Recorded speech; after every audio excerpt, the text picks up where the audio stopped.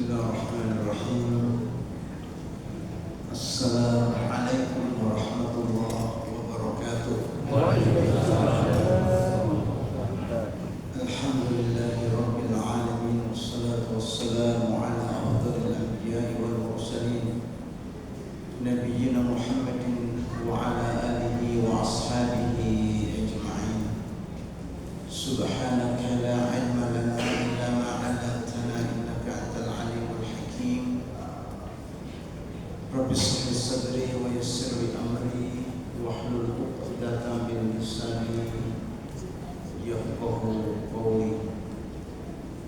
Hadirin para jamaah rahimakumullah, mari bersama-sama kita panjatkan rasa tasyukur kita kehadirat Allah atas segala nikmat yang telah dilimpahkan kepada kita semua. Allah Subhanahu wa ta'ala masih berkenan memberikan kesadaran, memberikan kekuatan untuk tetap untuk istiqomah di dalam ketaatan kepadanya.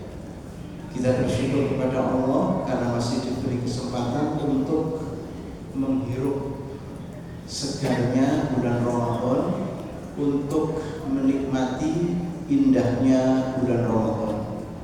Terus artinya kita memperoleh kesempatan yang seluas-luasnya untuk memperbanyak amal soleh, untuk memperbanyak bekal guna perjalanan panjang menuju Allah Subhanahu wa ta'ala. Barangkali ada kerabat dekat kita, sahabat kita yang Ramadan kemarin masih bersama-sama kita, tapi hari ini sudah kembali ke haribaannya, dan itu artinya kita masih memperoleh rahmat dari Allah yang sedemikian besarnya sehingga kita bisa memanfaatkan bulan Ramadan tahun ini dengan sebaik-baiknya. Hadirin para jamaah rahimakumullah, Al-Quran yang mengatakan bahwa puasa itu jenis ibadah yang sangat tua usianya. Allah berfirman, kutiba alaikumus syamu kama kutiba alal ladzina min qablikum la'allakum tattaqun. Diwajibkan kepada kalian berpuasa sebagaimana diwajibkan pada orang-orang yang sebelum kalian agar kalian bertakwa. Itu yang memberikan penjelasan kepada kita bahwa jauh sebelum Islam puasa merupakan satu jenis ibadah yang digemari oleh masyarakat untuk mendekatkan dirinya kepada Allah, ya tentu dengan cara yang berbeda-beda. Tapi pada intinya puasa adalah satu jenis ibadah yang sangat tua usianya dan dianggap paling efektif ya, untuk mendekatkan diri seseorang kepada Tuhan yang Maha Kuasa. Nah, tentu saja puasa dalam Islam memiliki kekhasan yang berbeda dengan agama-agama yang sebelumnya atau agama-agama tua yang di dalamnya juga ada ajaran puasa. Salah satu yang membedakan bahwa semua bentuk ibadat di dalam Islam, termasuk di dalamnya adalah puasa, sangat humanis, menghargai sisi kemanusiaan manusia, tidak pernah membunuh naluri kemanusiaan manusia. Oleh sebab itu, puasa Islam tetap ada berbuka, puasa Islam tetap ada makan sahur, bukan puasa yang kemudian tidak diberi kesempatan untuk menjaga kesehatan fisiknya. Nah, ini yang disebut sebagai agama yang humanis, agama yang sangat berpihak pada sisi kemanusiaan manusia. Hadirin para jamaah rahimakumullah,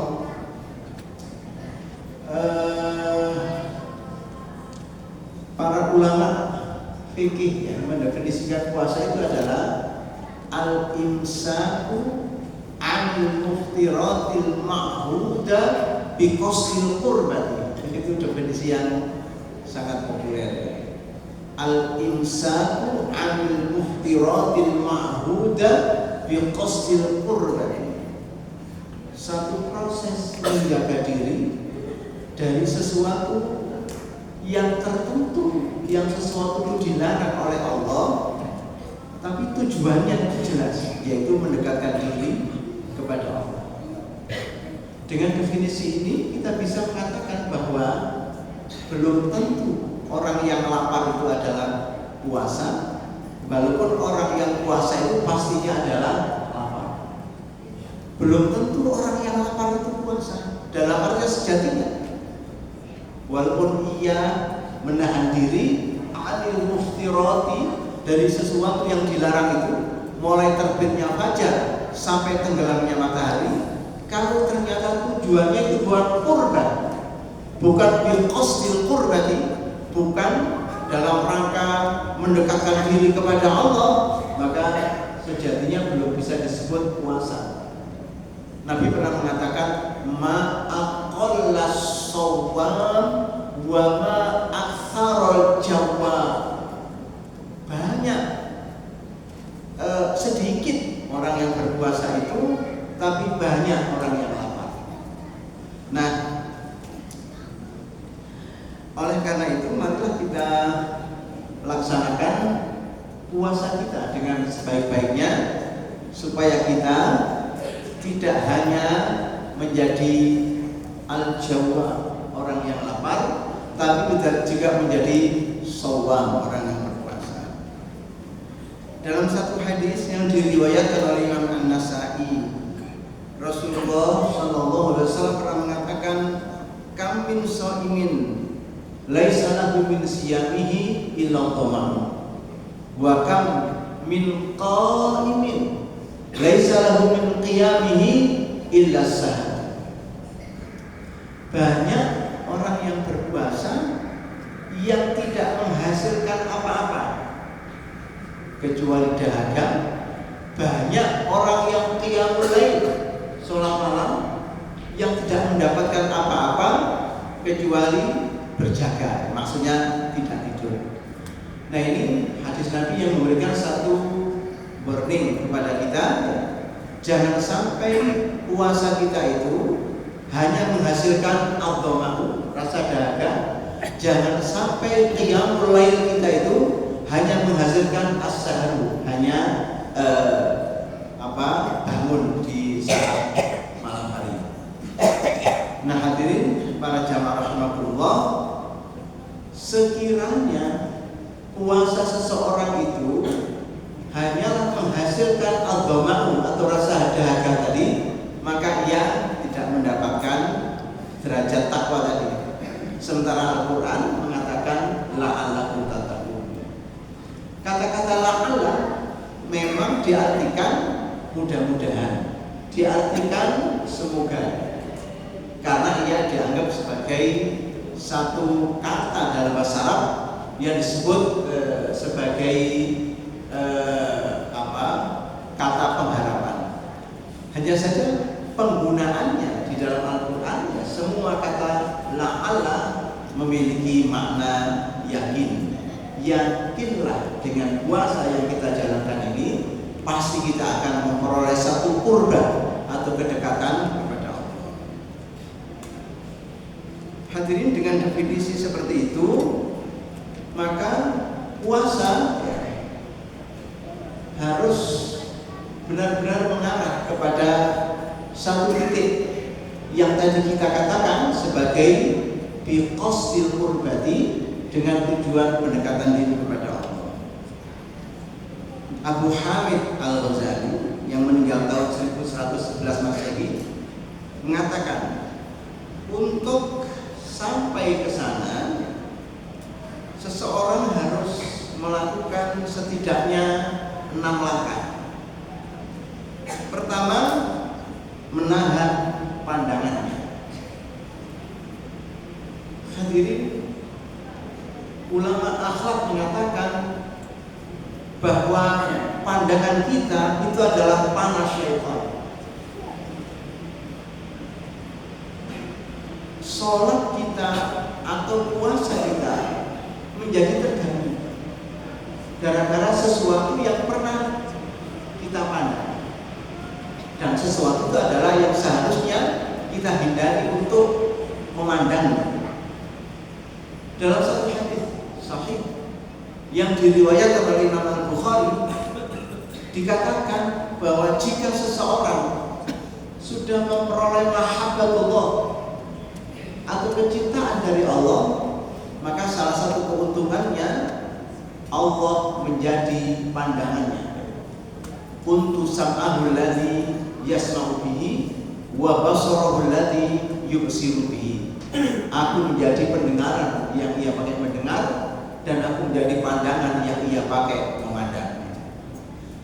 Artinya Allah menjaga pandangannya, menjaga pendengarannya, sehingga tidaklah melihat kecuali yang diridhoi oleh Allah, tidaklah mendengar suara kecuali yang diridhoi oleh Allah.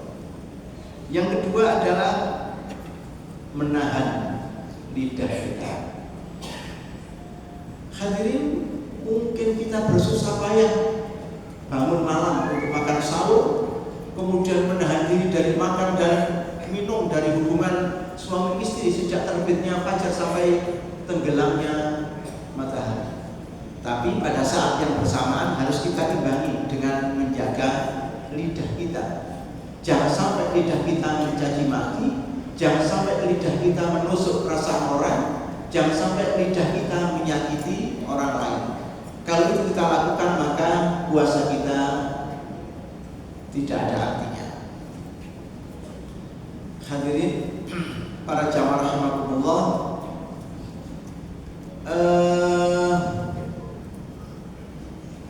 itu adalah salah satu yang diupayakan oleh agama lewat puasa tadi. Dalam satu hadis ya, Nabi pernah mengatakan bahwa wa idza kana yaumu shaumi ahadikum fala yarfus wa la yaskhab. Kalau seseorang itu sudah puasa fala yarfus, jangan ngomong yang di Indonesia ada porno-pornonya gitu. Jangan ngomong yang begitu-begitu. Ya tentu walaupun tidak puasa nggak boleh, cuma apalagi puasa jangan mengotori lisan kita dengan omongan-omongan yang buruk. Fala yashab, juga jangan bikin gaduh yang menjadikan telinga orang itu bising. Fa in syatamahu rajulun aw qatalahu falyaqul inni shaim. Kalau ada orang yang mencaci makinya, kalau ada orang yang menentangnya berkelahi, jangan dilayani. Tapi cukup katakan saya sedang puasa. Tapi jangan dilanjutkan, nanti kalau sudah selesai puasa kita lanjutkan. Tidak bisa begitu ya, cukup katakan inni shaimun, saya sedang berpuasa. Yang ketiga adalah menahan pendengaran. Yang haram diucapkan juga haram didengarkan. Maka kita berusaha semaksimal mungkin ya, supaya suara-suara yang kita dengarkan itu adalah suara-suara yang baik, suara-suara yang diridhoi oleh Allah. Dan suara-suara yang diridhoi oleh Allah itu berada di lingkungan yang diridhoi oleh Allah. Yang keempat, menahan seluruh anggota tubuh kita. Jangan sampai tangan kita menyakiti, jangan sampai tangan kita menindas, jangan sampai kaki kita melangkah menuju tempat-tempat maksiat. Itu semua kita lakukan dengan menahan diri seluruh anggota tubuh kita. Yang kelima adalah menahan diri dari isyraf, menahan diri dari berlebihan. Allah mengatakan kulu wasrabu wala tusrifu innahu yuhibbul musrifin. Makanlah kalian bebas-bebas saja, minumlah kalian bebas-bebas saja, tapi jangan berlebihan, karena Allah tidak mencintai orang-orang yang berlebihan. Ada satu riset, satu penelitian empirik tentang puasa yang dilakukan oleh seorang akademisi. Dia bayar orang, tidak dalam bulan Ramadan, dia bayar orang disuruh puasa, dibayar orang, beberapa orang. Nah, orang itu dibagi dua.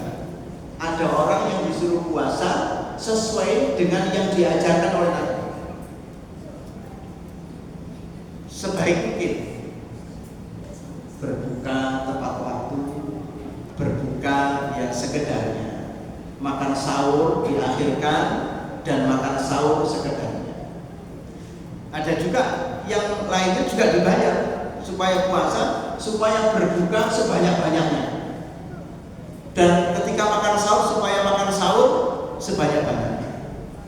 Kondisi kesehatannya dicek tiap 2 hari sekali selama 1 bulan, dan subhanallah menunjukkan yang puasanya sesuai dengan bimbingan Nabi mengalami peningkatan kesehatan yang signifikan. Tapi yang puasanya dengan makan israf atau berlebihan tadi tambah sakit, tambah kesehatannya tambah menurun. Itu salah satu bukti bahwa ajaran agama yang dibawa oleh Nabi kita Muhammad SAW menghidupkan kemanusiaan manusia. Dan yang terakhir, posisikanlah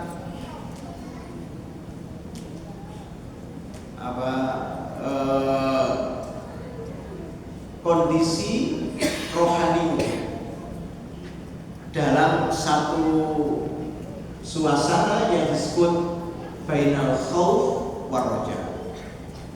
Milikilah kesadaran rohani, yang kesadaran rohani itu adalah bainal khauf war raja, antara takut dan penuh harapan, antara penuh harapan dan takut. Takut akan azab Allah, takut ibadah kita tidak diterima oleh Allah. Tapi husnudzan billahi ta'ala, berbaik sangka kepada Allah bahwa rahmat Allah pasti akan dilimpahkan kepada kita, kasih sayang Allah pasti akan dilimpahkan kepada kita. Kalau suasana hati kita bainal khauf war raja, maka insya Allah kita akan menjadi hamba Allah yang sangat berhati-hati, dan itulah jalan yang mengantarkan kita menuju ketakwaan kepadanya. Mudah-mudahan yang kami sampaikan bermanfaat. Mohon maaf apabila ada kelebihan ataupun kekurangan, salah kata ataupun kekhilafan. Nasrun minallahi wa fadlun wa basyiril mu'minin. Wassalamualaikum warahmatullahi wabarakatuh.